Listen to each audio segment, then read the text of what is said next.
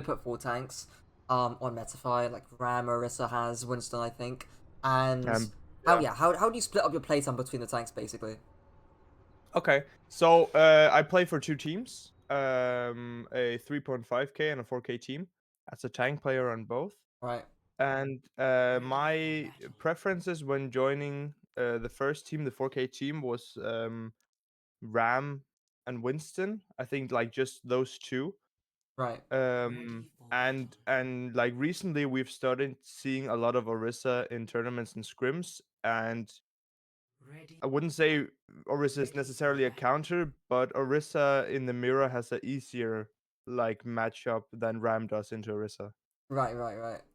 Is that basically what happens here in terms of like you being having a little bit of struggle with that? Yeah, probably. Like I didn't know how to manage, like, yeah, just manage my cooldowns and the pace I wanted to play at, and Right, I probably got like caught out. right. And then the Orisa swap was easier. Okay, got it. Um, Um, Hazard is a new addition. okay. Yeah. Yeah, okay, good to know. I think in general, you're not the only player that struggles with the Rambus Arisa matchup. I'm looking at the fact that they're running May as well, and you're running Yeah. not a particularly great comp into Ram mirrors. Juno Brig is. I mean, actually, I'm curious. Why did you want to run Juno Brig here? Well, the other maps we played against them, they kind of just went in very fast for the brawl and didn't like when they played ranged comps, it didn't work out for them like specifically. Like they played poke like sort of grouped up, which kind of made it easy for us to speed on them. Right, So we were kind of anticipating a more brawly approach to this point. right. I think sure. Do you guys normally play Juno Brig? No. No. No, right. Okay, so like I'll Lucio Kiri here or Bap Lucio. please, yeah. I'll say this. Either two or three things. Right. The first thing is this comp right now is kind of not great, and for two reasons. Firstly, Juno just can't charge her ultimate as fast as she used to. And back in the day, I say back in the day, but like when she got first on release, and even a few months after that, she was partially broken because of that. You could just sit back, charge her up really quickly. But now your BAP's going to undoubtedly charge his window way faster than you're going to get orbital ray. That's a big reason as to why we're not seeing much Juno anymore now. Second reason is, of course, if you're playing Juno, you're most likely going to have to play Brig. But this character is not very good in Terran, obviously. That's another issue that you're Yeah. facing as well. Thirdly, even if we ignore those first 2 points, right? You're not good or you don't play Juno Brig usually anyways, right? And I always tell this to teams is try and play to your strengths. Play stylistically what you're good at, what you're comfortable playing. Obviously, there is some caveat with that. So if you're losing a mirror, or let's say you're worse in the Lucio Baptiste mirror, then you might want to have some slight variation. Clearly, you already have that anyways by playing Tracer Hanzo, which is fairly not standard anyways with a comp like this, considering they're running Cas May. So you're playing a more angles heavy variation regardless. But yeah, something to Yeah. at least consider. And the last thing is in scrims, try and like the goal in scrims, at least for me, for most of the time, unless you're coming up very close to a tournament, is to improve. If you're never gonna play Juno Brig in an actual tournament, don't play it because now this map's basically like it's not gonna be as useful as a team. Looking at this map playing Juno Brig, if you're gonna just play it compared to like playing Lucio Baptiste. If you're playing Lucio Bap in a tournament, then you might as well play that here. Um, because sure, yeah, I don't really see like the point in playing Juno unless like, again you've got like a specific strats planned for this map around Juno Brig, which by the sounds of it is not really. It sounds like you're just playing to counter stop the enemy team during the scrim, which is good in a tournament or is good for like short term gain. But in terms of long term improvement and improving at a certain comp, it's not that conducive to it. Um, but yeah, four things there about like why I'm not a massive fan of playing Juno Brig here, and your Okay. mentality in scrims, anyways. Um, but I but mean, I think that's good yeah, but yeah. actually. I don't Um, know why, but when we play scrim, so like this is not my main team. When I play tank, I get full like control over what we play, and I don't know why. And that's kind of unusual to me. Like now I have to make decisions about the rest of my team. Right. So I don't know if I should explain why I kind of went for what I did, Yeah, no, go and on. and I'd then love to hear that. and Yeah, yeah. so yeah, Juno Brig was like I knew both players played the respectable characters. We just haven't played them like simultaneously. Right. Um, the Hanzo, like he was a fill guy. He kind of just subbed in Right. Right. Right. and didn't play Soj, and I kind of wanted something to pressure. Like if they had like they played Hazard a bit, so I thought Hanzo would not be like the worst like substitution for Sojourn. Right. And Sap does just play a lot of Tracer, and I thought like me like having the possibility and options to communicate with Tracer kind of helped me on my engages. Right. That I yeah. didn't know they had a May. Right. I think like the main thing. I mean, we'll talk about the May here in a moment and how you'll deal with that. I guess like whenever firstly, it can be quite difficult coming up with comps and scrims, especially if you're doing it alone and you haven't got a coach to help you out or to sort of dictate where you wanna or what you wanna play here. But I think the Tracer Hanzo is a good indication of what idea or what style of play you might want to play. So to me, it's kind of looking like a Twisted Minds S comp back in stage two, like the start of stage two where they were running Yeah. a lot of Juno Kiriko. So you could just play Juno here with a Kiriko, and that could be fine. You could play Iliari and Juno here. I mean, it wouldn't be as good, I think, because normally they play on Circuit Royale. But you could play a high ground based comp that wants to control the high ground, and Iliari would be quite good for that. Iliari's also been played in the past here by teams like Zeta. So to me, like the main thing is playing or picking a comp that suits to a stylistic strength. And sure, like again, you're gonna have a Ringer on a Hanzo. That's like whatever, right? It's gonna happen. But if you wanted to try something out, at least that could be an idea because it's got some kind of thought to it. And again, if you're playing an angles heavy comp, then of course you're naturally going to be baiting a lot more on Ramattra. We'll talk about baiting here in a moment. And yeah, then you're of course going to be playing a lot more distance, taking a lot more pressure off your front line. And yeah, and letting your backline sort of control the high guns around you, and that's how you're going to be winning most of the fights, anyways. You will see how it pans out here. It's probably gonna be a lot more macro heavy of a VOD that's gonna be less specific to your character and more in terms of team play and how your team's generally playing. So stuff to do with communication, stuff to do with ult economy, and stuff to do with baiting and actually playing distance and what you're playing at the beginning of a fight, what your mentality is at the start of a fight, and things like that. Ramattra as a character hasn't got the best good expression, but I think it really comes into play once you get into again a team environment and you've got the macro that's coming into your play. But we'll see here and see how it pans out. Because again, your I guess playstyle is going to drastically change based on the ults, the actual comp that you're playing into too. And yeah, so we'll see how it pans out. What I don't want to see here necessarily, I mean, we'll see if they switch comp eventually or when we go throughout. But because they're playing a significantly more front to back heavy comp, and because your comp is going to charge orbital ray a lot slower, I'm expecting you to play a lot more distance and I expect for you to be blocking a lot more. And when May gets that perk where she freezes you in Yeah, the the DK perk, permafrost right? cryo. Yeah. That's when it's going to be really important to play distance and sort of baiting the May to come into positions such that if she wants to come and freeze you, she needs to be playing into your Hanzo's LOS, or she needs to be playing into your Tracer LOS, or whatever the case may be.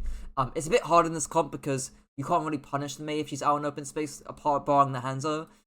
Maybe again you can force cryo and then pulse the May. That's something you can maybe do, or play so for orbital ray. Something you can maybe do. But we'll see how it pans out here with the ults. But yeah. Okay. All right. So playing this corner is fine. But this corner with the running. Okay. Sure. I don't mind this as well. You wouldn't the punish to rotate. I'm all okay with this. We'll see. Just well, so first this is pretty good. But I want to see what your team's doing or where your team's at. Okay, so Sisyphus is okay. This looks The break is fine-ish. contesting a potential tracer trying to go through Right, like right. whatever. So your Tracer can hit from here, which is fine. Juno's gonna jump over this, that's fine. Briggs on an angle, that's fine. It's literally your hands that I would love to see push with your break here. But barring that, I've got nothing crazy to say. I think this rotation Okay, is fine to punish. is there a specific reason we want Hanzo in hotel and not on like just Just to get a hive better where angle. Just have a better. I mean, you could have your Hanzo here as well. That's completely reasonable as well, to be honest. Hanzo could be here. That's completely fine. Hotel here is fine as well. The reason why I say hotel is because your brig's pushing here as well, so it's easy to be on the same page. And if you're playing neutral like this and your Hanzo's like, I don't know, back here for some reason, then of course going hotel is just going to be easier to get to. But yeah, no, like you are like correct in that. Hey, my Hanzo can actually be playing this back high grounds, especially if they're playing a Brodio comp, and basically meaning that they can't contest a Saigon, you know, because they're running cast May. Like, there's no one going to be contesting high ground here at all. So yeah, your Hanzo could be undoubtedly be playing that angle. Yeah, rotation, punishing rotation, I'm okay with that. That's completely reasonable. Vortex is good. Form's fine. Flux Vortex is good as well. Hit the block. Fine, yeah. Good. The Brig dies. How did the Brig die? You can see why I don't like the Brig hit. We'll see. Okay, I think Ram just gets rammed. Yeah, headshot by the Major and whip shot and then a ram punch there, which is unfortunate. But nothing crazy from your ends. I think I overstay here. Yeah, so when your Brig dies, what are 2 things that you can do? I mean, either I kind of what I did here is I wanted to kind of force like May was gonna be my biggest issue with the wall, so I called for like her using ice block. So either we trade a kill, or which I think is the best option, because then it's an equal fight, or we would play it slow and hope for Break to get back, which would probably not be as efficient because they are all there. Right, right. I think like those are the 2 main things, right? Normally when I talk about when is it better to go for a trade rather than kiting back, it's A, how reasonable is it to get a trade, and B, can you even kite back in the first place? And I think right here, to be honest, I mean, Cass is really low HP right now. Bap's also half HP, May's just in cryo. Yeah, I think it's okay to get a trade. I think that's reasonable to do. They also used like emo and stuff, so we saw like emo and ice block, which are 2 like huge cooldowns for me at least. Right. Um, So what should you hopefully be communicating here based off that information? I mean, Kree is out of position and low HP, so he should Yeah, die. right. Everyone should be on your team right now. Should be shouting Cass down the mic. Yeah. Okay. Yes, and that you kite back a little bit here, but that little bit of hesitation arguably causes the cast to live. Right. I would like to see you actually push a little bit further and just play to get the trade. And once you get that trade, you can swing around the statue, get healing from your Juno, grab the mini, and hopefully you're able to lift that. Again, it's not ideal to do because you are going to take damage going forward here, undoubtedly. Yeah. But again, you kind of need to get the trader to make this fight winnable. And form was also out, right? Yeah, so, form, like... yeah. Okay. Bit unfortunate. Cass is gonna live there, your tracer dies. That's really unlucky considering, yeah, Cass is 1 HP. Not ideal. I will say, based on, again, I think it's important to note the cyclical nature of their comp. I.e., again, you're kind of, this is kind of implied by what you're saying. Of course, Ram form may cycle with our wall. Like, after those Cs have been used, in theory, you've got the better repush. Brick can actually live after these cooldowns have been out. Your hand is going to get more value over time. Your trace can actually stay in the fight for a lot longer. So yeah, as long as you can bait out their cycle or outplay it, then you're going to have an easier time in the long fights. And if your Brig lift that, for example, then you saw how below the cast got. So we'll see how this next fight pans out. But yeah. Okay. Alright. Okay, Autumn's Brig's gonna die again. I was calling for a potential like retouch because that was doable. Yeah, yeah, no, maybe your Brig's gonna retouch potentially here, yeah. Okay. I don't know what's gonna happen. Maybe? I wouldn't die for it. Okay, fine. Okay. Okay. Sure. Fine. Nose ground. Sure, right. The only sort of mistake I'd say here really is trying to push overtly aggressive into this sort of space here. When it's realistic that your teams are going to win that point. The Ram can stuff the choke very easily, May can stuff it very easily as well if you touch. I would just be playing by the archway because I really want to give this sort of point up. Considering again, it's actually fairly decent for your comp here. You can block pressure with your Ram, with the Ram form in this corner. There's only one angle that the team can really take that they can't even use because they're playing Cast May. So yeah, and you've got a very long stunner for your hands though. So only small thing I say about that. But yeah, nothing crazy. Now is where ults are going to become more important around this corner and trying to bait them out. But we'll see. Okay. We chose to go in here. We got like 2 picks, and Kree was getting low. Yeah, I was just gonna say, right? So you got literally 2 picks right now. You should be going in, right? I normally what calls you can make based off that information about wanting to push forward here. I mean, the only thing that I called like in the moment was like Cass was very killable, and Right, I yeah. kind of got the idea that Lucio used speed to either engage his team through Arch or rotate back out. Yeah. So they What? didn't have that disengaged. Right. So again, that's the reason why you're pushing this, right? But I don't think it's not fully necessary to call all that information out. I'll rephrase it. What is the worst thing that can happen if you go push forward? Or in other words, if this team are expecting you guys to push forward here, what are they likely to look for? Likely to do? I mean, I think like either disengage or trying to just pull time for their team because their team's respawn is closer, so Right. they could potentially So just try to waste a bit of time and then right. So what so might they end up doing? What did tell? What was the information or thing that you almost tried to do last fights that they might do here? Hmm, I pretend you're in this van. You see them rushing in, right? yeah, What are you likely to do?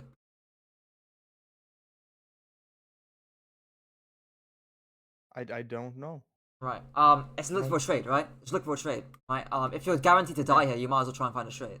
Your spawn's really yeah. close away anyway, so the trade matters on your end extremely. And it favors you heavily, right?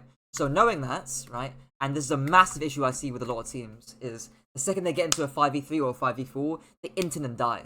And they don't stabilize, they don't play slow. Now obviously, you've got an advantage. Push it, right? That's obvious. But I don't want you getting traded out for it. So the call I would say here is normally I say the call is push slowly. It's a general one. Other calls that I've told teams to do as well, and one of my teams used to make this call all the time. It kind of got made of a mockery over time. But it's to stabilize because I don't know whether your brick can push it. I don't know whether the rest of your team can push it, right? Stabilizing, what that really means is take a second to like get your CDs back, make sure you're safe, and then you can push in afterwards. But yeah, you can say push slowly, push safely, push cautiously, or push it with caution, whatever you want to say. Some Hmm. kind of imperative plus a adverb that implies the pace of how you want to push. Because what I don't want to see here is you guys push as a team, ramp up this shift, and then your brick dies again. And then now, if Yeah. one person dies, you just can't hold this archway anymore. So hopefully, no one gets shitted out here. I don't think they will. But we'll see. And especially when I see this, right? Like, Ram is still holding close to the corner here. If your brick pushes with you, that becomes very scary. And if this guy's got Vortex as well, or again, not even Vortex, right? But just general target priority from the enemy team here, it becomes scary. Form's good, target priority's good there. Hanzo ult, maybe not needed. You're in a 5v3, you can push that without the Hanzo ult. Yeah. But yeah. I pushed low the call that would have gone a long way. And look at, right? Like, Yeah, we the Juno dies, you know, and it's like that can't happen. And let me see, how else would Juno die? If she could, the way I would assume it is if she walks on the corner normally. We'll see how she gets shitted out here. she just doesn't see the ram, I guess, and turns her back. No? Yeah, and then walks in Yeah. front of the van. And it's like that guy is this is the exact thing because I literally brought it up as my worry, right? Like one of your backliners was gonna get traded. I thought it was gonna be your brick, to be honest, not your Juno. But one of your backliners was gonna get traded by the van. You know, and he's doing the correct thing here. So that's such an important call to make because it gets you and your entire team on the same page, right?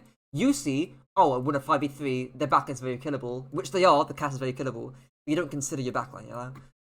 So it's partial mistake on your part for not calling that. Partial mistake on your Juno and your Brig for not being able to be cautious of that in the first place. But yeah, it's such an important call to make. Such an I important call to think make. the dragon might have obscured vision as Potentially, yeah. I wouldn't be surprised if that was a negative downside of it, right? You use an ultimate, which is a bad thing, and it also obscures your vision. well. And yeah. Yeah, not ideal.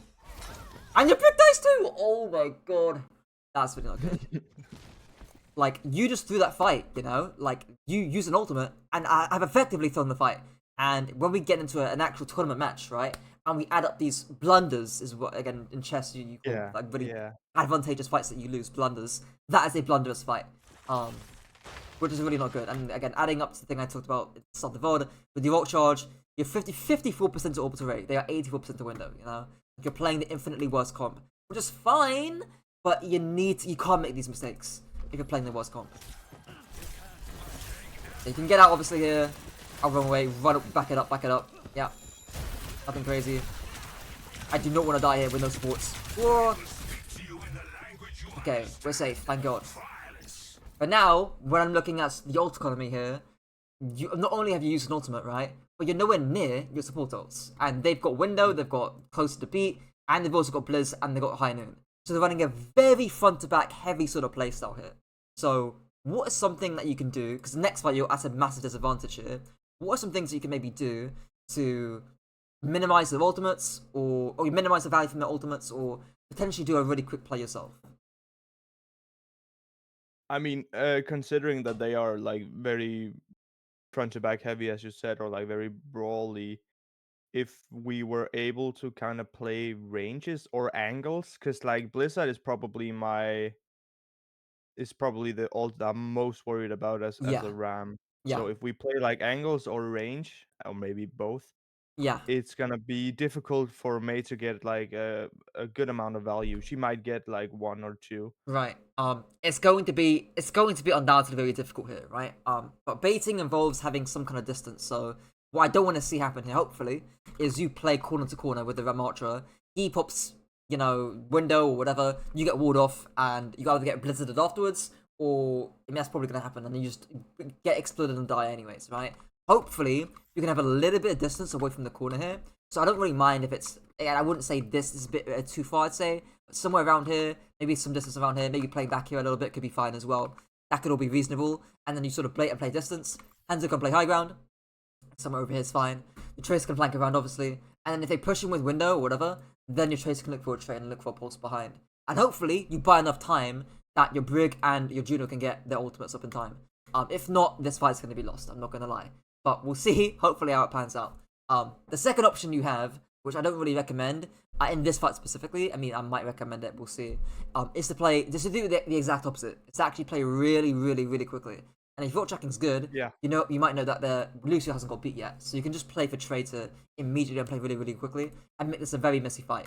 Because that's that. If we're looking at the enemy team, right? They don't want a messy fight. They have the advantage. They want a very clean front to back kind of fight. So we'll see what happens here. Because it's going to be a very interesting fight. Issachar hasn't pushed that far yet. Don't go that close. Oh, I'm scared. It's like already, I'm very scared right now because they're extremely close to you. I would be expecting a window in the next 3 to 5 seconds, if not less. I'd be expecting a Maywall too, and I would be expecting a Blizzard afterwards, right? And this Maywall is going to be very easy to land. It can literally just be like that with the line, Yeah. and yeah. So far, I would even say this fight's already lost based on this setup here. Okay. The Vortex is okay, but again, it's like you haven't got any kill pressure, right? Like if you literally had Dragon Strike right now, this entirely changes, right? Because you can actually play fast, right? You can Vortex this ping, Dragon Strike through the Vortex, right? And then actually get kill pressure onto the enemy team there, right? Even Annihilation, right? To go even deeper, that could be quite nice too. But you haven't got that, unfortunately, right? And now we're seeing the Maywall, which is judging by the placement of it, is looking very scary. I'm not gonna lie. So we'll see here. He doesn't blitz you there, that's crazy. No blitz, no blitz, that's crazy. Now we blitzed, okay. Yeah, now expect you to die. And there we die, right? And it's like, that's just based on your baiting, right? You're not baiting at all, right? You're playing very close to this corner here, trying to play very quickly. And I appreciate the proactiveness, I really do, right? Because it's good to be proactive and look for kills and look for to punish and rotate. But it's not doable this fight, right? If you had Rally and you want to play quickly, if you had Rain and you want to play quickly, Dragon Strike especially, right? Then yeah, I would absolutely be wanting to push this really quickly and go really quick, right? Hell, even Pulse Bomb, you could maybe even do it, right? Like maybe your Trace set up behind here, you Vortex really quickly, Vortex or plus Pulse Bomb on this rotate could be quite nice, right? But of course your Trace is not set up there, so I think that's the mentality that's really important to have. Either, so guys, I want to play really quicker because we're down ultimates. I call it chaos fighting on my teams, where basically, again, you're playing really quickly when you're down 2, 3, 4 ultimates, because you're not gonna be able to bait out 2, 3, 4 ultimates. Or Yeah, and yeah, maybe like the like how can I say it, like the uncomfortability of how the fight starts for them kind of makes them overcommit ults to try to, stabilize or just win, yeah, I if that know, makes right? sense. Yeah, yeah. I think the pressure you put on Vortex encourages them to drop an ultimate or two. So again, I think if you wanted to get that vortex off there, fine, that could be great, you know? That could be great pressure. Right? I didn't actually fully explain baiting entirely, right? But usually, baiting involves backline play distance. In this case, your Briggs, you know. Of course, your Brig wants to get rally, so she'll try and play up close a little bit to get whip shots, but that's really it. And then your frontline will apply pressure. So in this case, it'll be you and your Tracer. Sometimes your hands are apply pressure. Usually, it's to their frontline. Um, Usually to their frontline, but often, I think in this case, it's going to be their backline that you're going to apply pressure to because you're running Tracer, and again, your Vortex can hit the enemy backline quite easily. So again, here it could be like a Vortex Right. backline plus Tracer pressure, right? And then that will force them to use an ult. Force them to ults. Like, in this case, it was Blizzard here, but it could honestly be Window or High Noon, either one. Like, they're gonna use an ultimate here, most likely. I think the biggest sort of misstep in this sort of case here is that you're not playing enough distance, right? You're playing way too close to applied pressure, and again, when they've got Blizzard on the board here, it's not that ideal to play that close. So a little bit more distance from you would have been great because the Vortex was fine, and honestly, again, it would be great to have a Tracer pressuring from behind to try and get some pressure again to force them to use an ults. But yeah, so distance is the main thing that I see here. But yeah, okay. And for them, honestly, that was a pretty economical fight. Again, you use 2 ultimates, they only use 1, so still not drilling out their ult banks that quickly. Okay, now they use Annihilation for whatever reason. Sure. Okay. Yeah, that was a weird one. I mean, they got a kill, but like we were so confused about that annihilation. Yeah. Lucer's dead too, so you can actually, yeah, you can really store this for a decent amount of time. No Blizzard to worry about as well, so again, you can just store this for time. Just put down a little bit. Early wall, that's also kind of huge. Yeah. They're backing up right now. Sure. Okay, really early window. No window, so sure, so that's fine to do, right? Fine. Fine, you wanna match it? Sure. That called, you know, I want to push through window. Sure, yeah. No worries about that.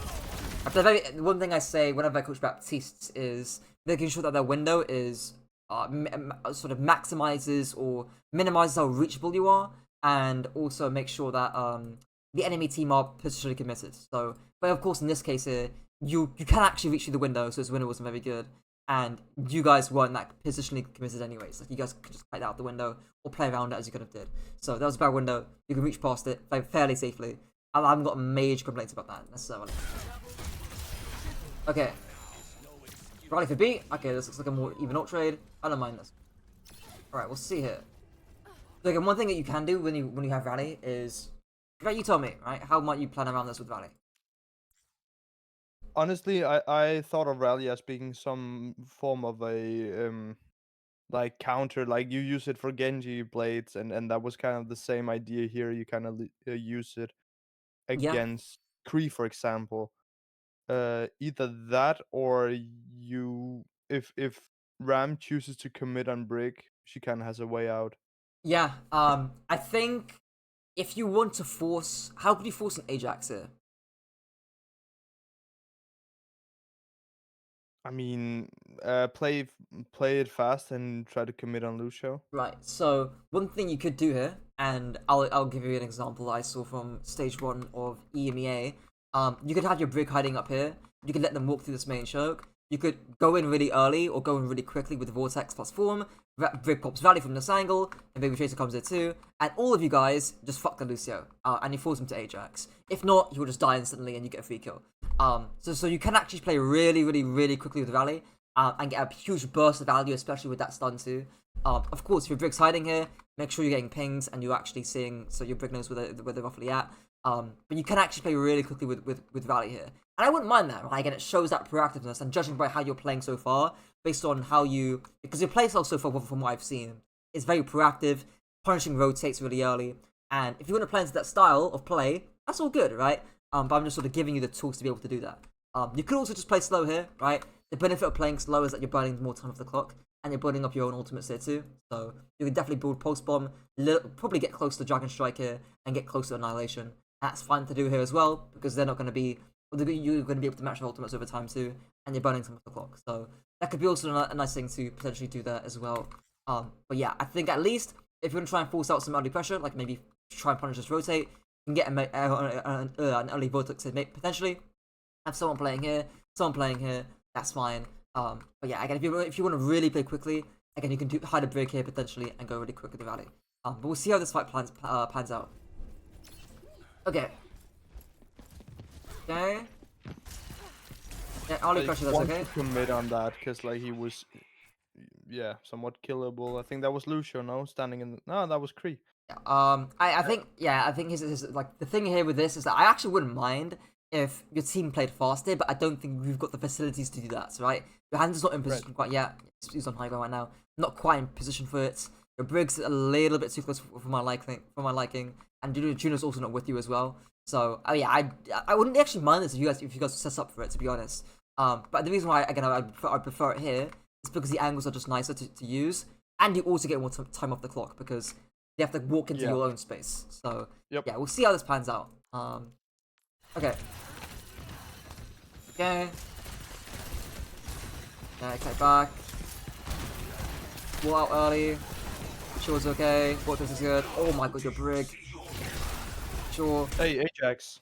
Yeah, I think. Yeah, we'll see here. Because to me right now, it looks like a very scuffed version of kind of what I suggested, where they're heavily rushing onto your Brig pops rally. Honestly, your Brig should be dead here, to be honest. With the wall plus ram punches, your Brig should be dead regardless of rally. And considering your Juno's not with you as well. But this looks kind of like a scuffed version of kind of what I talked about, where you kind of bait the enemy team to walk down main, they don't clear high ground at all, and your hand's in a really good position, Trace in a good position. Only Juno's the one that's in a slightly scuffed position right now, but so far, this looks like a very reasonable fight from your team's end. Sure.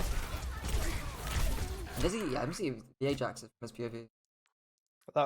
He altered to engage on Brig. I don't know. Oh yeah. And that's also again, I think it's a scuffed version of what I suggested, right? But it does end up doing something similar to what I suggested about like I'm playing really quickly with the rally.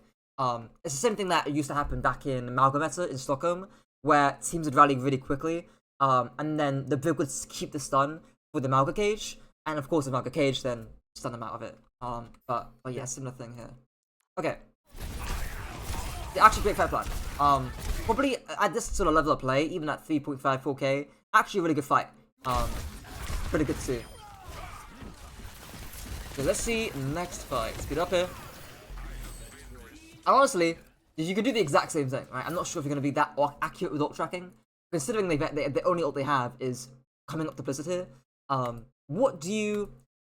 How do I phrase it? What might happen if you play this fight slowly? I mean, I think the fight turns out vastly different. We don't really have any response. Like, sure, maybe Dragon Blade, and I can sustain a bit with Annihilation. Right. So, like, Stuff, yeah. honestly, here it's like range and angles. I think to Right. minimize value. Right. I think the sort of, how do I say it? If you play this fight slowly, you're going to lose. Or in my opinion, I think you're more likely to lose because they're going to farm Blizzard, they're going to farm Annihilation, and they're going to brawl you on point, and you're going to die. So what I would like to see here is again another early fight, or not even necessarily early, just not peeking for ult charge, not giving them an opportunity to get ult charge. And again, you can do that by playing really, really slowly, peek out really quickly with Annihilation, and then brawl the mate or brawl the backline really quickly with that. Could do the exact same thing with Dragon Strike as we talked about earlier too, or Hell even possible. But I think that Annihilation is the most obvious one here. So we'll see how this pans out. But if you take this fight normally, I would guess that you'd lose. But we'll see. Okay. Get up a little bit. You have to place back. Looks like you're playing clearing high ground here. Okay. Okay. Sure, yeah, I think Dragon Strike Vortex is reasonable. It's just unfortunate that you can't, pummel them on this rotate necessarily. Yeah. Or your Tracer isn't hiding here looking for a pulse behind. Like, I appreciate, the proactiveness here. I don't know if this is going to get a kill or not, but I think this is less likely to get a kill than had you just waited a little bit for, punishing this sort of rotate here, potentially. But yeah, I can appreciate the proactiveness. Grap's gonna die there, sure. I think the one nice thing now with this new patch is that the fact that Dragon Strike can break Lamp and the HP change as well, the DPS, makes it more reasonable to make that kind of play. But yeah. Okay. This next fight's gonna be tough. Okay. Oh, this dies there. Heal. Should be fine. Should be back quickly though. Okay, we'll see here. Right. Yeah, so this fight here, honestly, I think the main thing is trying to bait an ultimate on this corner and then kite back and play on point. I don't think you can necessarily play fast into Blizzard with Annihilation. Maybe you can, but I think like, Mo's gonna cryo, gonna Blizzard you, and then you're gonna get shredded out really quickly. So again, I want some sort of frontline pressure here, but to force an ultimate, again, maybe that's a window, or again that could be a Blizzard here, and then you kite back with hypering, and then you brawl on point with Annihilation. We'll see here. Okay. Okay.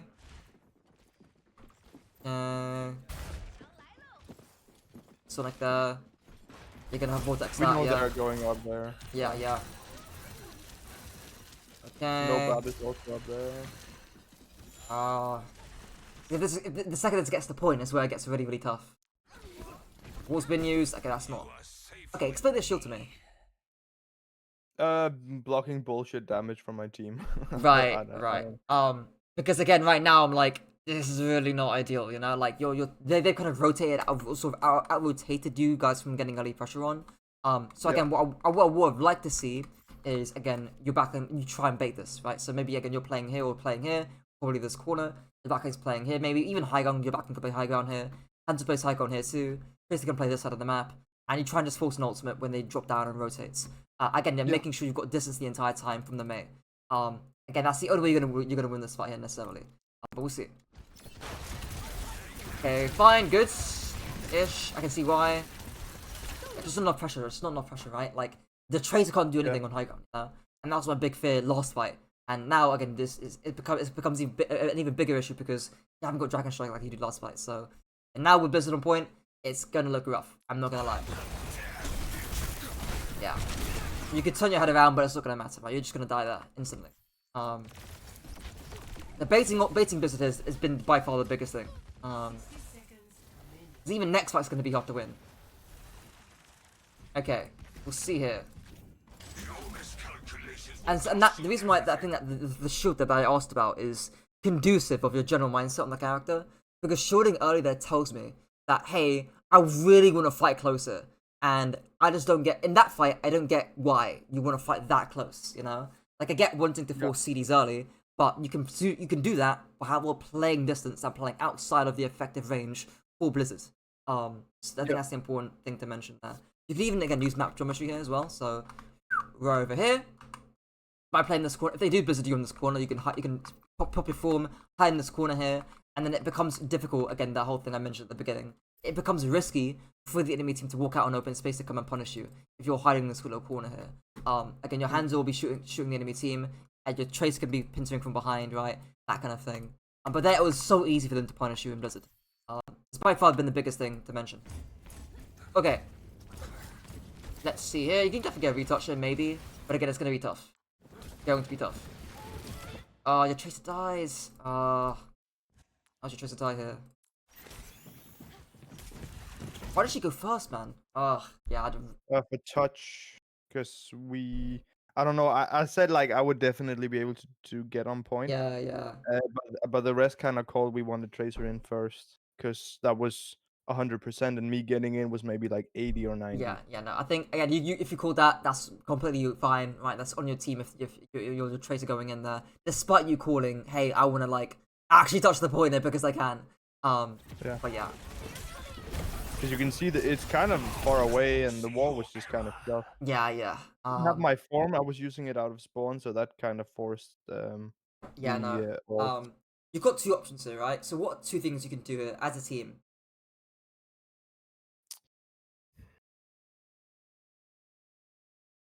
What are you almost coming up to? Well, Juno. Do you know what, right? And hell, even hands ought to because you can charge it really quickly. Yeah. So you can just play slow for A and then sort out this fight, wait for your tracer to come back, burn time of the clock. That's fine, right? Or what else can you do?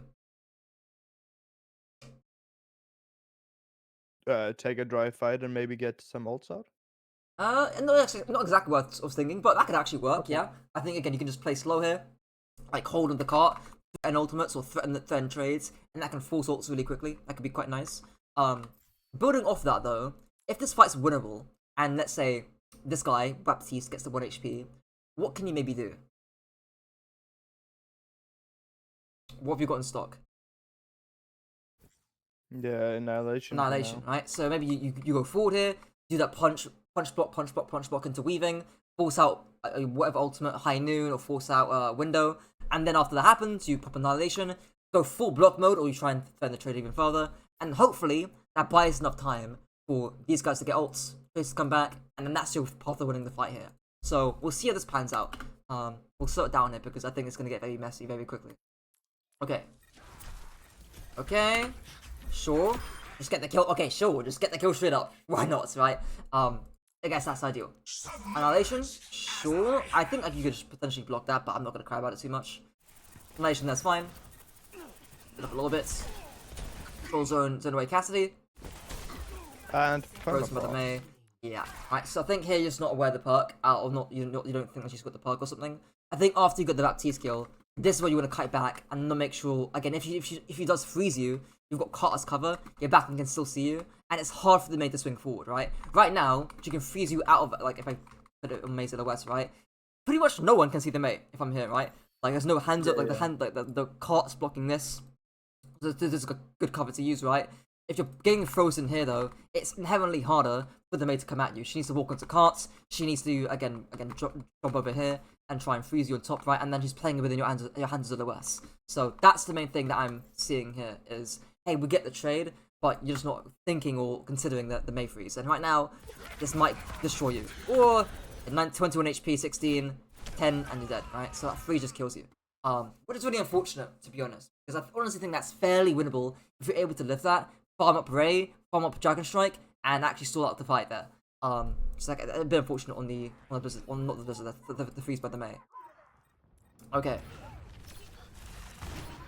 I'm assuming you also watched my infected video, my #1 RAM video. I talked about it briefly there too, about how infected was when the May had freeze. Infected was playing positions such that if he got frozen, which he did, on against the May had to swing wide. The May had to play in dangerous positions to get the freeze off. That's the best thing you can do against May. Okay, we'll see it.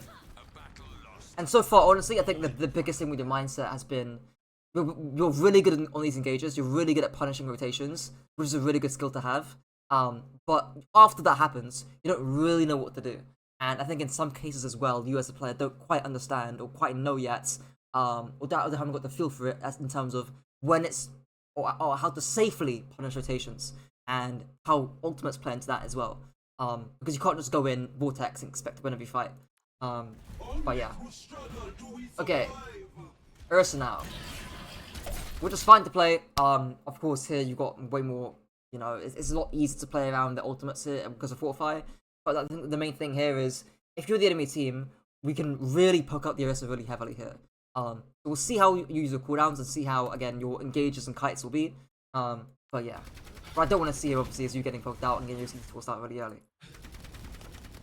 Okay. Okay. Okay. Okay, so could you engage this fight? Probably not. Why not? Well, my team is not up with me, and his team is very close by. So if I choose to engage, it's like I have to wait like 5 seconds, and then they stabilize either way, right? Right. So I think that's part of it. If you look at the rest of your team here, does your Juno want to play fast? Yeah, I would say so. Why would you say so? Because she could then maybe get her ult up fast. Right, but she hasn't got her ult up right now. Right? Like if I Yeah, play, so 91, 92, 93. So the answer is not yet. Right? So she wants to play fast, right? But not yet. Right? And I think that's kind of the key thing. You're a little bit ahead of your Juno, and right now you've got both your CDs forced out. I mean, Spitz is coming back off cooldown fairly soon, right? But because you've got less sustain than of course a Ramattra, you can get punished really easily, even though you're playing Orisa here, and you're in theory free from the frozen effect. Your engage has to be really surgical when you're playing against a comp like that. You can't just spin out here in open space because you are going to get forced out. You are on open space playing against a poke comp. So yeah, this is not looking good so far. And we'll talk about what you could have done this fight here as well in a moment. Okay, they gets missed, unfortunate. Okay, Ram, I don't know. one gets forced out.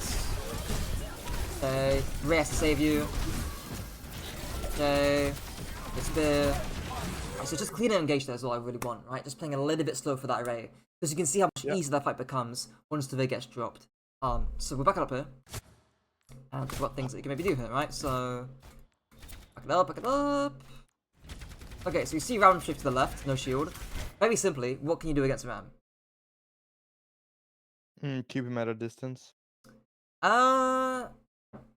Sure. I mean, like keeping him away from the supports, like maybe more specifically. Right, so how could you force out Ram here safely?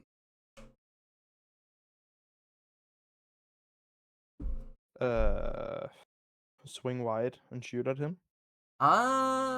Less so. Where could you think opposite, right? So you say swing wide. Where could you maybe swing potentially? And I mean, if I don't swing wide, I can go into Mega maybe. yeah, right. So I actually would need to go through here. Keep or not, so cut LOS between their Cass and MA. I think an important factor to mention here as well is that Cass is really good at dinking you headshots wise and can destroy your HP bar really, really, really quickly.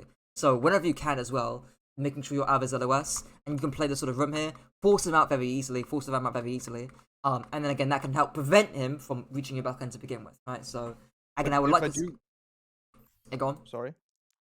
If I do like rotate to Mega, isn't there just a chance that he just runs main on my team and I'm not there? If he does that, what can you do about it? Prevent follow up from the rest of the team. Right, so Maybe. that gives you a trigger. If this cast wants to walk forward here and play like a dumbass, that's fine. You're actually good at punishing that as a Orisa, right? You can spin forward, drive them into a wall, and fortify to keep going if you think he's killable. Or again, you can kite back out afterwards if you don't think he's killable and you just kite out. That's fine. But if he wants to int in like a Pepega, then fine. You can actually engage onto that and punish him for doing that, right? That's fine to do. So you can play in this sort of room here, force up the Ramattra, and I think that the nice good thing about this as well is it's also a form of baiting ultimates too, right? If you're putting pressure onto this Ramattra, they're gonna feel like, hey, we need to walk forward here and actually help out our Ramattra, or juggle off some aggro by walking forward and trying to get some pressure off, right? Or maybe even using an ultimate here to help our Ramattra, so that could even force a window here or a high noon here most likely. That could be good for your team, right? Because then again, you force out on ultimates, and it's easy to kite it because your team's actually playing distance here. Your bricks really far away. So I wouldn't see it as a bad thing by forcing out the Ramattra, right? Or by forcing this guy to leave the space. Because you're either forcing these guys to walk forward here, in which case you can punish it, or you're forcing out an ultimate, like a high noon. In which case, even better, because that's a free ultimate that you're wasting out. So this is what I would approach this fight here in terms of how you wanting to bait it, right? Just force their front line safely, or force out their front line safely. And then again, if they use an ultimate, you can kite out. Yeah, split spin out on open space, I'm not a huge fan. And obviously I don't want you to split spin directly in forward because it's just too far away. But yeah. Okay, we'll see here. After the Ray.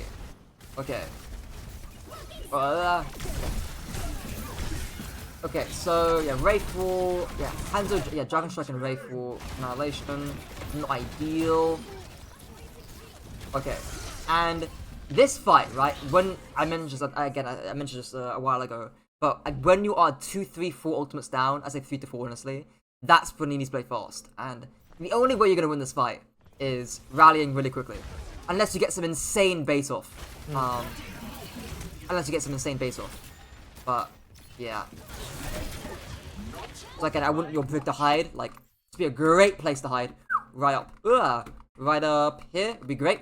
You can ping as well, you can just get some pings off. And you play really quickly, do the exact same Ajax thing.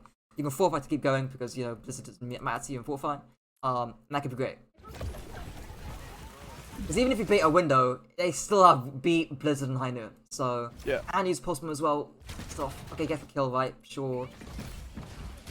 Yeah, lost fight territory. Maybe get a kill here? Maybe? Okay. Maybe we're cooking. Like kills are important to drain the clock. Even yeah, you could even tell your brick to hide here. To be honest, like in this little, it's an old but gold spot here. Back when Ryan's had Shatter, it would hide here. Yeah, I use that quite a lot on Ram as well, because you just kind of like catch someone off guard, and you kind of have good, like if you get the kill early, you just kind of have good chances to Yeah, live. no, for sure. Okay, we'll see here. Okay, yeah, maybe we're playing Early quickly. shield by Ram. Uh, okay, so yeah, your only option is the bait, to be honest. And now at least you're building up ults, so you're 80 to both Orisa ult and Hanzo ult. But hopefully you can, I would assume here's the kite outs after they pop window or something like that, and you kite back to the next corner. Okay.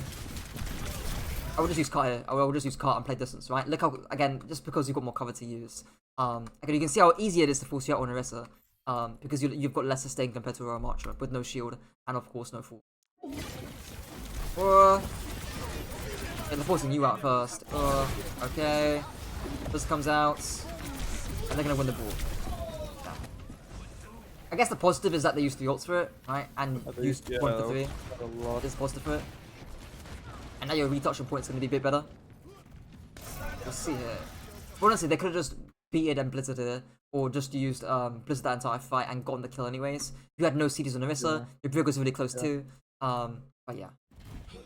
I think we call Orisa Hanzo combo here in a bit. Yeah, I'll be good. I mean, we called it now and just waiting for it to come up, right? Yeah. Okay. Sure. Nice. All good and classic.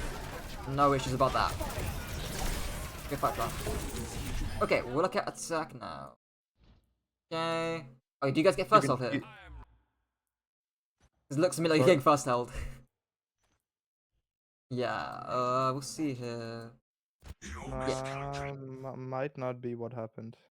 Oh, you just have a really quick first point or a really quick attack, because that's 3 minutes. So that's kind of why I wanted the comp, like the Juno Brick thing, because my idea was it was very brawly. We didn't expect Ram. We actually expected Hazard, because he played Hazard for the other maps. Right. Okay. So that kind of led into the Brick pick. We should probably have, or I should have seen that. Like I know Brick is not good into Ram, right? Because I play him myself. Yeah, no, I should yeah. have been more active about communicating that. Yeah, no, I think even into Hazard as well, I think you look back at when Hazard was first released, right? And he was, Brig Juno felt the meta afterwards, because what Hazard could do is wall off the Brig really easily and get a free kill for bits. Even, again, Brig isn't terrible into Hazard, I'd say, but it's not a good match for Brig either, I think. Again, Nusu is almost superior. The idea was just purely to have some form of like anti-dive backline with a bit survivability, because like Ram, like what I can do and what I do sometimes is kind of just when their Ram goes in, I zone the rest of the team away. Right.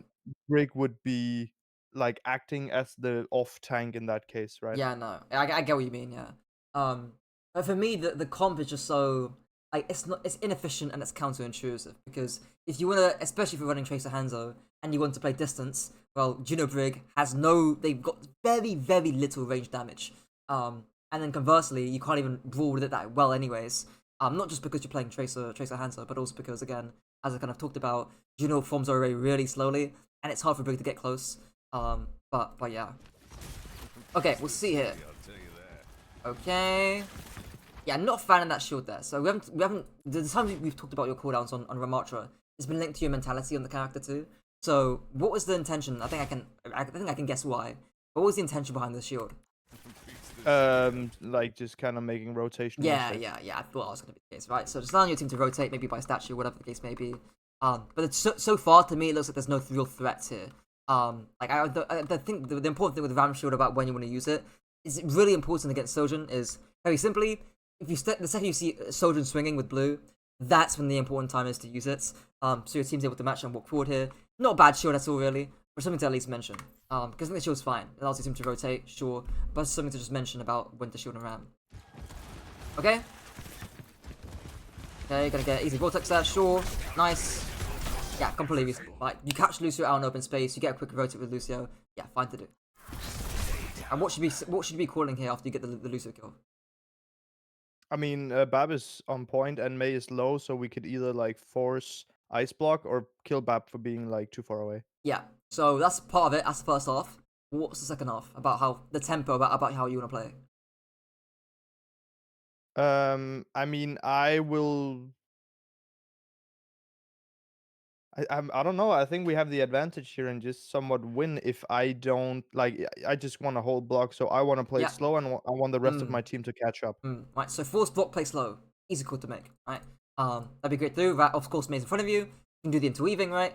And then of course you want to play slow because you don't want to get traded out or ensure that no one else in your team gets traded out. So we'll see how this pans out. I'll see that again, judging by the time of the code. I assume you're gonna roll this pretty easily. Nice. Sure. Maybe a bit of a roll I don't here. know, but the cooldowns were just like used for the sake of it, right? Right. Okay. This is a you should roll this, I assume. Yeah, that's a good roll to me. That's a roll to me. Look through the Colosseum code, because hopefully that's going to be a bit less. I know I haven't got much time left, but we'll see through the Colosseum code quickly. Yep. Copy paste. You. I think I also do have a few questions just in general. I don't know if you kind of caught the vibe from the replay. But like I know what I should work on and I'm having issues finding solutions to that. Yeah, you can shoot those questions now, actually, yeah. Okay, good. So I played this map in ranked, which was kind of the catalyst for me booking this session. Right. And basically what happened was they had like a ball comp with like May Cree, so like almost the same we saw there on King's Row. And Yeah. I was playing Orisa to start off, just as a neutral, like she's just generally like effective.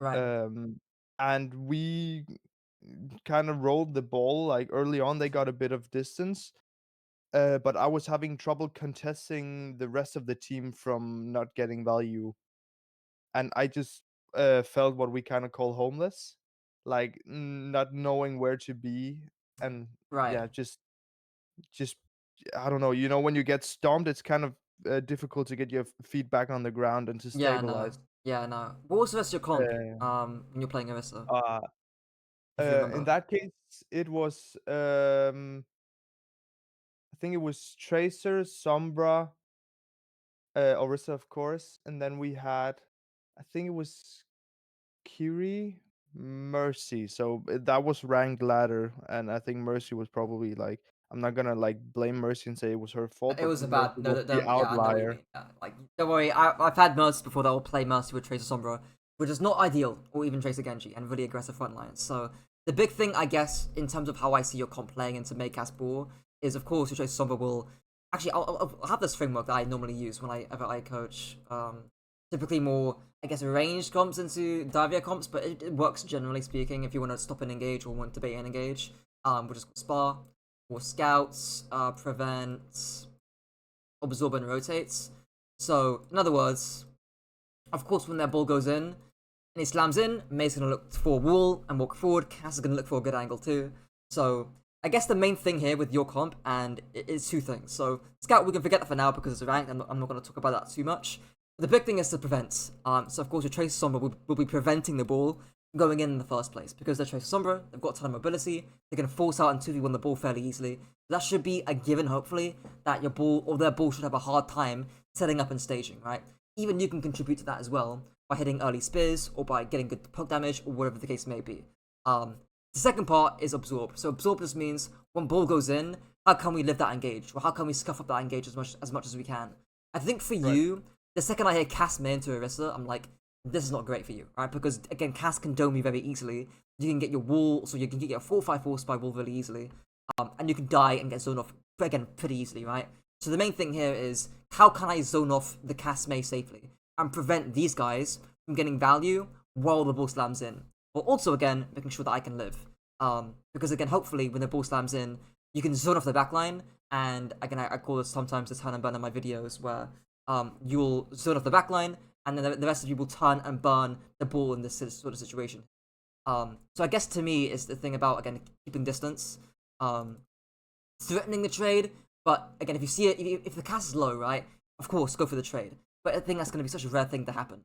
I think the main thing that I'm wanting to see when you're playing Orisa into cast May is playing a position such that you yourself can kite back and you yourself can be safe. But again, you can threaten the cast if he takes a good angle. Or you can threaten the May if she Right. walks forward up too much. I don't want to see you playing close into cast May because you will just get the ball will zone your backline and you'll get blown up immediately. Um, like, if you're playing a restaurant to that kind of comp. But yeah, it's the zoning part. I think that's really important there. It's the exact same thing as well if you're playing Hazard into this comp. Zoning is the exact same thing. It's a bit easier on Hazard because Hazard can obviously play high grounds and can leap around a little bit more. It's a bit easier on Ram too when Maze hasn't got the perk. It's the exact same idea about, and we kind of saw it as well in Kings a little bit about playing distance and zoning away and baiting their engage almost, not getting forced out and dying first. But that's kind of the big thing that I'm seeing. And the rotate stage, what that really means is after the ball's out, so he's used his pole driver and he rolls out or he's low HP, that's your time to push forward and rotate forward. Exact same thing as well when May pops a wall too. Because I would be expecting a May wall when the ball slams in. So yeah, zone backline during the absorb stage, and then once the ball slams out and May wall's been used, rotate forward and push them on that downtime. But yeah, that's the main thing I'll be seeing into that comp. I would ideally try to not get 4 or 5 forced out during this absorb stage. That's kind of the main thing. And again, I'm looking again, if you're playing a correct position, that should hopefully not be the case. A saying that I normally have when it comes to tank players is you don't want bad positioning to force bad cooldowns. In other words, if you're playing out in open space against Casmay, you're going to need to use Fortify. That's going to be a given, right? Right. I think that the important thing is trying to put yourself in a position, in a good position, such that you're not getting your 4-5-4 start to begin with. But yeah.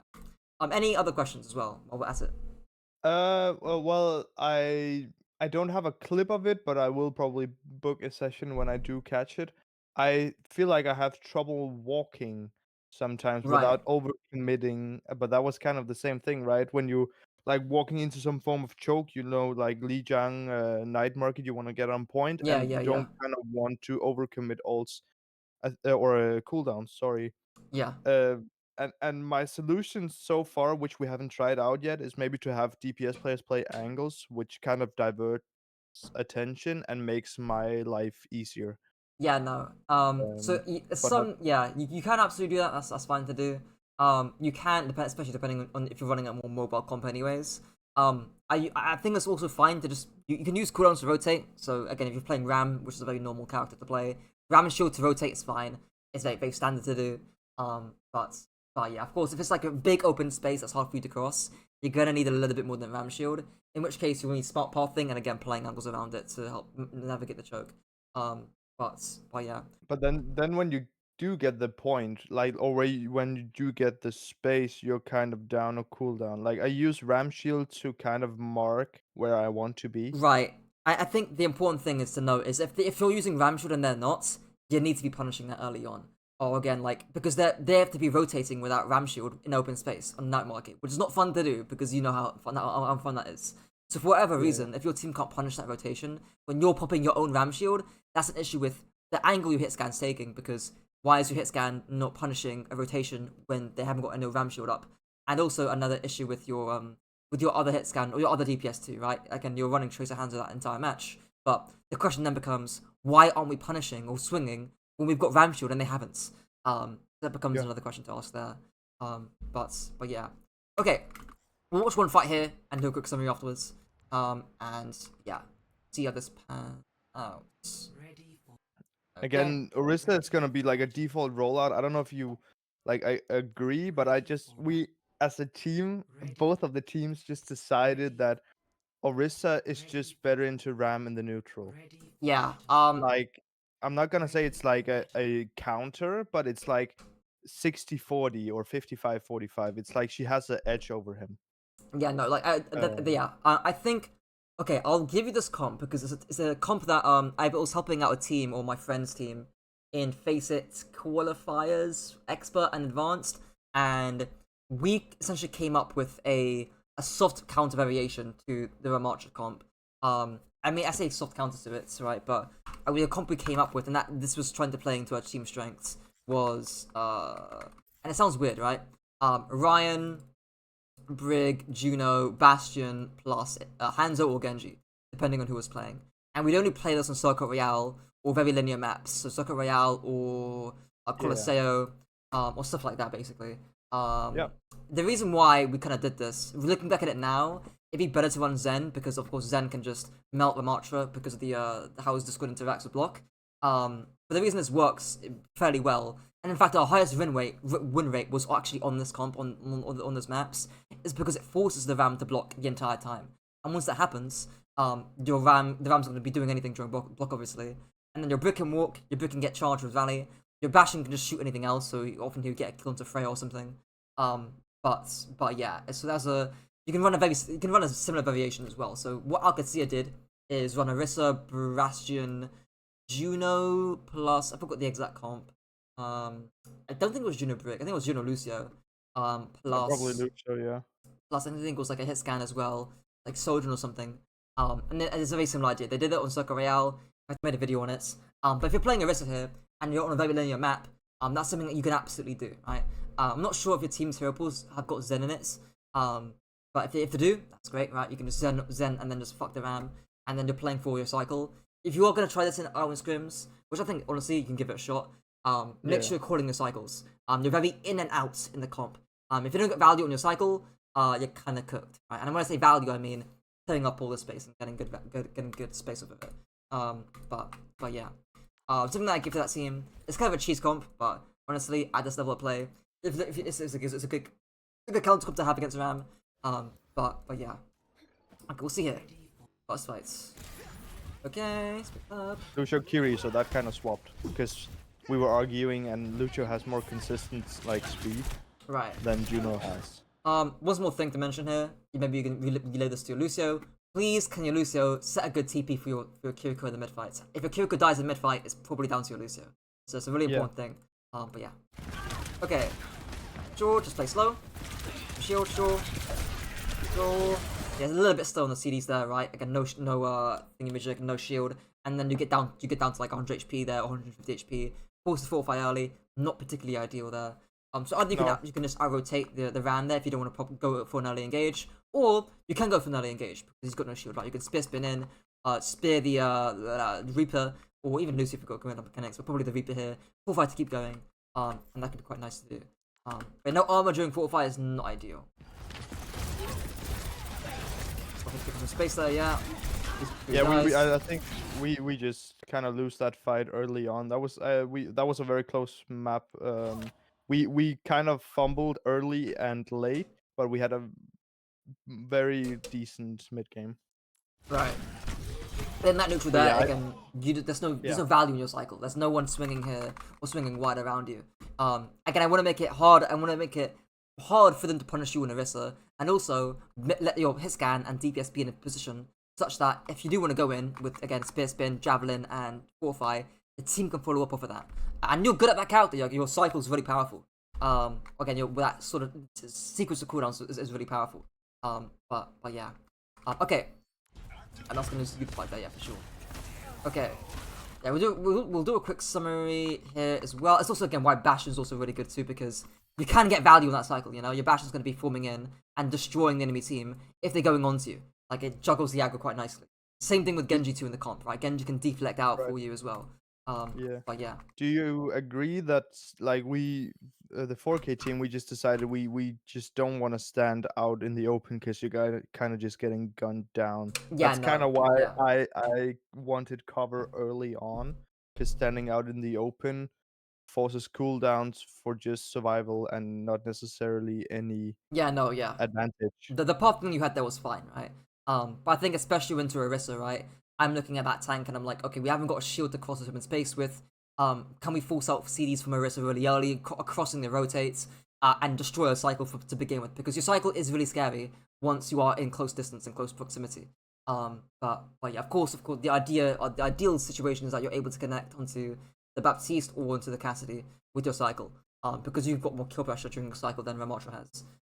But yeah. Okay, we'll see here. I think first thing is knowing when or playing distance during early pressure or early frontline pressure.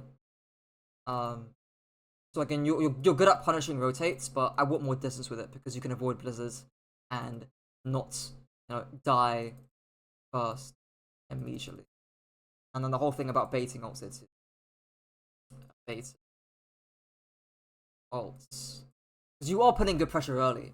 It's just that you as a character are just putting yourself in a little bit too much danger for it as well. As there's also some really important Has micro that comes into this as well. So let's say you're playing Has on King Sword instead of Ram. You can actually wall your feet to avoid to get to a high Yeah. ground to sort of make you have some high ground position to use, and then again you can wall climb to avoid stuff like Blizzard and stuff like that too. It becomes easier on certain characters. On Ram is going to be playing distance. On Has is going to be using a wall and using high grounds. But yeah. Second thing I'd say here is those sort of quicker engages. And knowing when to do that, especially if you're running Brig here as well. Like when we talk about that chaos fighting idea, um, and then your seas will match that too. So the way you use your vortex and your shield will be matching that quicker engage thing. I think the last thing I want to say it too is your calls or your communication and your mindset as well when you're playing Ram or any tank for that matter of fact. The big fight was obviously again making sure that when you're 5v4, you're saying play slow or minimizing your trades. So an example that would have been that Kings or Archway fights. Your backline got traded out, and you needed to give space for it. That was a big blunder. And then Which one? Sorry. basically Oh, second point defense.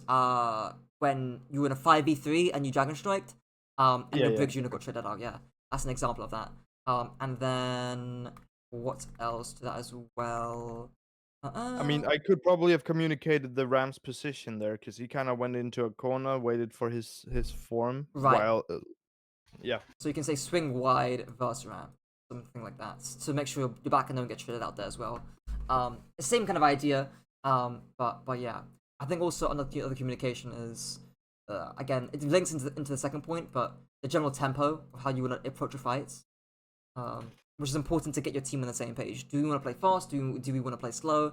Do we want to yeah, play fast to bait an ultimate, then kite out and play slowly? Have we got 70% to our ultimates, and do we want to play slow for orbital array? Again, an example of that would have been the second point defense touch, where you could have again you were playing you killed the Baptiste there, which is fine, but then you played a little bit too excessive there because you didn't account for the May freeze. So I'll say May freeze there as well. May freeze. And again, links into the second idea of when you have an advantage in that fight there, you killed the enemy Baptiste.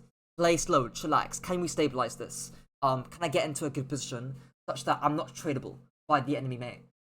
Is the important thing that needs to be going through your head there. But yeah, those I guess are the three things. There's other things as well about again thinking about the comps you want to be playing, how you might want to be maximizing the value on your Orisa cycles, and stuff like that. I recommend watching OBS Sojourn POVs as well by people playing Orisa from stage 2 in EMEA. But yeah. Any other questions or things you want to ask? um, now I think the only thing is just what I mentioned about the rank game. Of course, it's a rank, and you Right. can't always control things. But like when things turn south, and you feel homeless, how to kind of like sometimes the games are just kind of lost, right? You don't win every game, Yeah. but like at least trying to get some value, like how to stabilize, like how do you approach Yeah, no. Is it? stabilizing? Yeah. It's easy to do. It's easier to do on more mobile tanks where you can kite out like Has. But I guess the main thing is it's where you're playing to begin with. Because if you're playing really close up to a Casme, you're not stabilizing that. It's basically impossible unless you're playing Weaver and you get gripped out. That's the only place where I think playing really hyper aggressive is actually viable because you can do that when you've got Weaver on your team. Because you just get gripped out. But the thing about stabilizing, and if you do feel homeless generally in your games as well, is asking yourself, what's my job against that comp? What do they want to do? And how can I shut that Yeah. down? So maybe you're playing, I don't know, what's a hard comp for Ram to play into? Like a split comp, so you're playing Ram into like I don't know, into like Sombra, Tracer, Bull as well. Bull can run around, run circles around you. All your job there Yeah. is can I Vortex out the Tracer Bull really early? Can I put myself in a position such that I don't get zoned away, or I can just, again, safely block away? Can I put myself in a position to threaten Tracers to their backline and rotate aggressively? Can I make sure that I can, peel from my backline fairly safely? So can I threaten trades with pummels if the Tracer Sombra go in? Things like that's really important. So that's what Right. I would say as well about, again, Uh, your mindset into certain comps. Is can asking what your can job you is. go can you go to the last 20 seconds of that game? Because Yeah. that was kind of a part of it, which was like, yeah, feeling homeless. So this was getting very close, and as soon as this fight breaks Mm, out, I am just kind of lost in where to go and who to go on. So if you just let it right. play, honestly, we kind of play it a bit safe. We want to contest, but we also want our Soch back. So it's Oh yeah, you so just know coming back. Yeah. I mean, right now you got 7 meters, right? You got a little bit of space to play with. So here, I'm not a huge fan of the split spin because there's no actual threat here, right? Like look at your screen, right? It's only universal yeah. shooting. It's not like a fair swing with Lucio speed and ultimate here. That's not happening, right? And also, I was just trying to reclaim space. And since the point was getting somewhat close, I didn't want to be too far away. So that right, was just trying to reclaim space, but probably I wasn't the right yeah. thing. I'm looking at your ultimates too, and you've got Kitsune in 15, you know? Like, I don't want you to waste TDs here, get forced out, and then you get a bad Kitsune off of it after you've been forced Right. out. So a little bit slower here, tiny bit slower. Okay. 452. I really like Kitsune.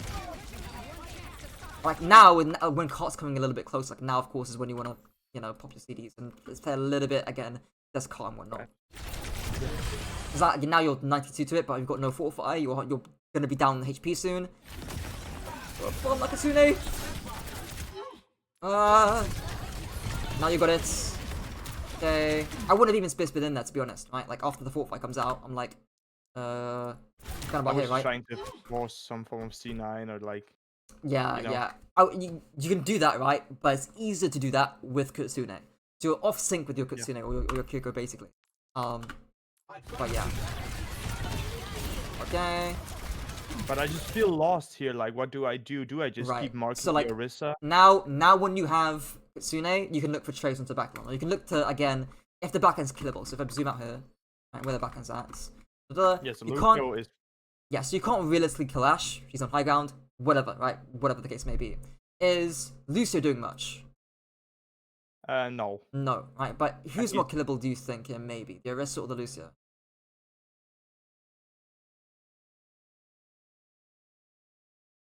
I mean, It's Lucio hard, is right? probably more safe because then I don't have to force myself off point.